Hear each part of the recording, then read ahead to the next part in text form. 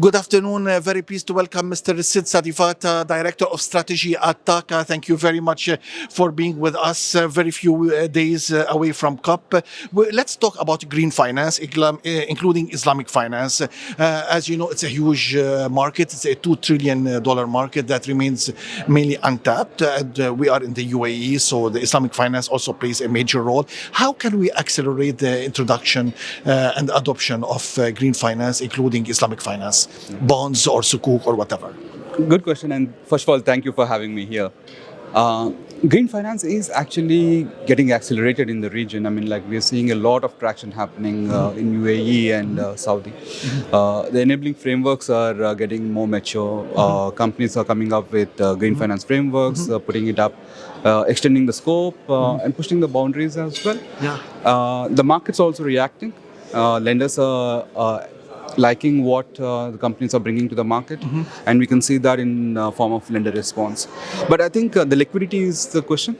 The more the banks, more the bond investors get comfortable with the narrative behind the company's sustainability strategies, green finance, use of proceeds, I think the traction will automatically come up. So you believe that we are on the right track, especially in UAE, to attract more and more green finance? Absolutely, and I think we have a track record now. I mean, if you look at the last issuances of green bonds, I mean, there have been very tremendous successes. ESG literacy remains a big challenge, not only in the Middle East but globally. How can we accelerate ESG literacy? Very good question again, and I think that is the crux of Today's event. Yes, today's event. And see, it is like events like these that actually start getting people to talk about it. I mean, like it's only when people meet up and then talk about, companies meet up and talk about it, that's when the literacy grows up, the knowledge goes up, and then people understand, share experiences, share learnings. But see, I mean, but what we also realize is companies are investing into people, talent. A lot of people are coming in, a lot of sustainability professionals are coming on board now. And you can see that even with the kind of reporting that is being done, I mean, a lot of sustainability reports are coming up. I mean, I think, if I look back, I think one of the first few sustainability reports were in 2014 and all. And there were hardly any companies, a number of companies who publish it voluntarily. But now you look around and then there are almost, everybody who's something here are reporting on the sustainability. What is beyond reporting in terms of ESG literacy? How do you foresee that? I'm sorry, again? How do you foresee basically beyond ESG reporting? The reporting is ongoing for mandatory, but also companies like yours, for example, are pushing and more in terms of capacity building. Very good question again. Reporting is like the last end of the storyline. What happens is the thinking before that. I mean, how do companies adopt the culture?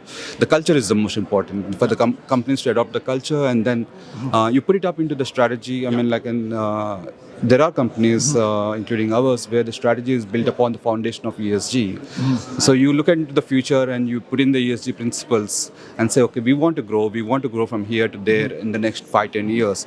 But at the same time, ESG is going to be the foundation of how we look at our businesses. And it obviously comes in then, and then it percolates down the...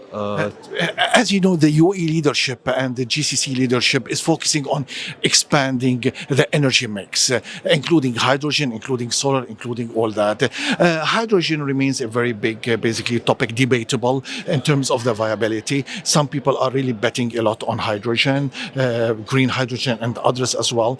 Some people have concerns. How do you foresee that in the mid-term or long term? See, green hydrogen, we believe hydrogen is the fuel of the future. It will definitely be the alternative to gas at some point in time. But again, as we said, at some point in time, the industry is very nascent. It is going through its own motions where stakeholders are getting together, putting in structures, putting in solutions, both technical, commercial, financial.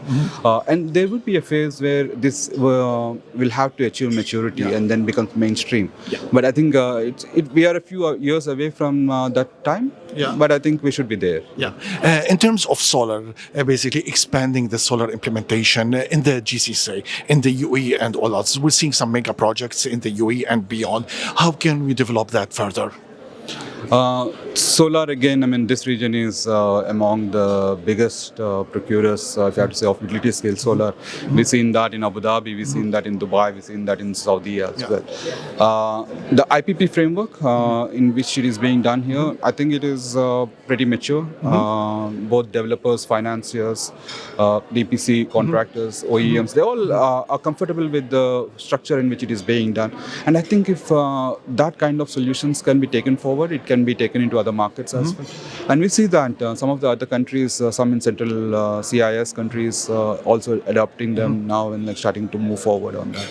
Mr. Sid, thank you very much for being with us at ESG Mena, the first and only ESG knowledge hub in the MENA region. Thank you very much. It's been a pleasure.